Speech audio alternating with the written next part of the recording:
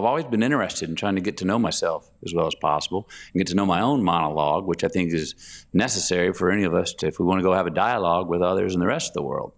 The poems and prayers came along because I found myself a couple of years ago, Christiane, getting a little bit cynical, too cynical for my taste. And I'm looking around at the evidence, I'm looking at the facts of the world, and I'm turning on the news, and I'm going, man, I'm not seeing people and things happening to believe in. Yeah. And so I started to objectify, started to get people and things and not give people the benefit of the doubt. And I started to do that with myself as well. So I got kind of first scared and then angry with myself. And I said, all right, if we're not seeing evidence in the world and finding belief in that, let's go to dreams and ideals and the pursuits of divinity and try to make dreams a reality. Let's go to poems and prayers and believe in that and not forget or forgive or say, no, those aren't attainable. And let's try and bring those down and make those a reality in my own life. And there's so many people I've talked to that they're looking for the same thing. They're looking around the world and going, I'm not seeing a reason to believe around me. And I think, obviously, if doubt wins, we all lose. So just to be clear, you are a person of faith, you're a believer, yes. And spirituality. Well, I would say religious. I'd go one step further. I believe in God now, and I'm working on this, and I want to strengthen my relationship in that faith. But this book and what I'm writing about is not exclusive to only people that believe in God or not. I believe anyone out there who believes in their better self or their transcendent self or believes in their kids or believes in the future or believes in their past, any philosophy that is, that as long as it's not tyrannical and harming a bunch of people, oh, please believe in that more. Double down on that, triple down on that, please. And I think if enough of us do that, that's a real way to make a step forward as collectively, as humanity. So I want to ask you, because we've got a couple of poems. I mean, obviously the book is full of poems and prayers, but there are a couple that we'd like you to read from. The first one would be Doubt Faith. If you wouldn't mind reading that one. Sure. Doubt Faith. I think that's on 144.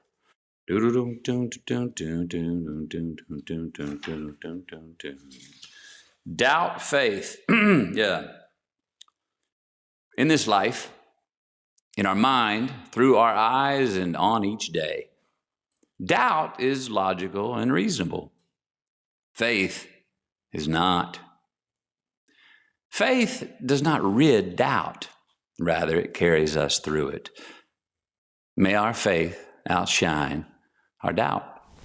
Yeah. I mean, it's a bit of a manifesto, right? Would you say that pretty much sums up what you're thinking throughout this whole book? I believe that belief is in short supply right now, and we need it. It's necessary for our own survival. And if we let the doubt win, we all lose, as far as I can tell. That math adds up. So let's find those things that we value in our life, the things we care about, the people we care about. And you know what? People that say, I don't know what to believe in, a great place to start is go, well, who would you die for? What would you die for? Start there. And most everyone has something there. Start there.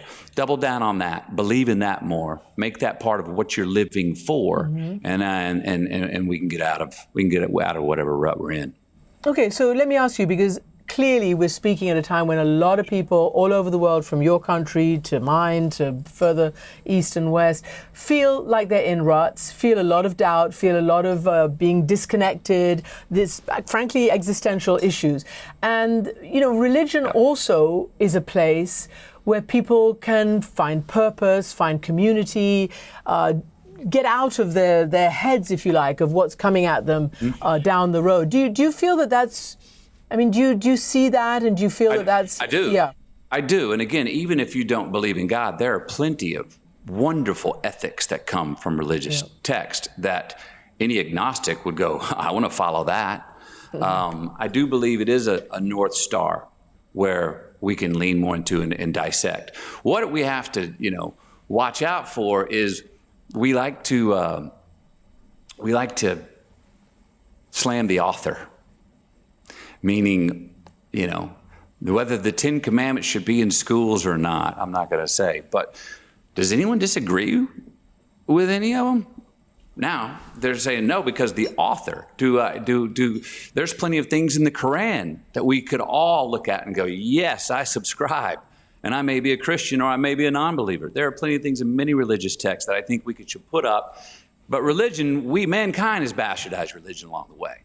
I always like to bring this up. Do you know the Latin root of religion is ligare, which means to bind together, and which means again. Now, a lot of people that I talk to that say, no, I'm merely spiritual, I'm not religious. That's exactly what they're for.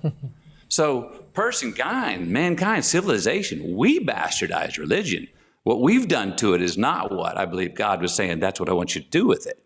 So let's not throw the baby out with the bathwater on this. There's a bunch of wonderful things that we can get from religion. And I personally think life is religious. Now, that's me. If you want to call yourself spiritual or agnostic, fine. But you do have something you believe in. I bet you do have something you die for. You do have something that you pursue that's of value to you. And if you can double down on that, amen.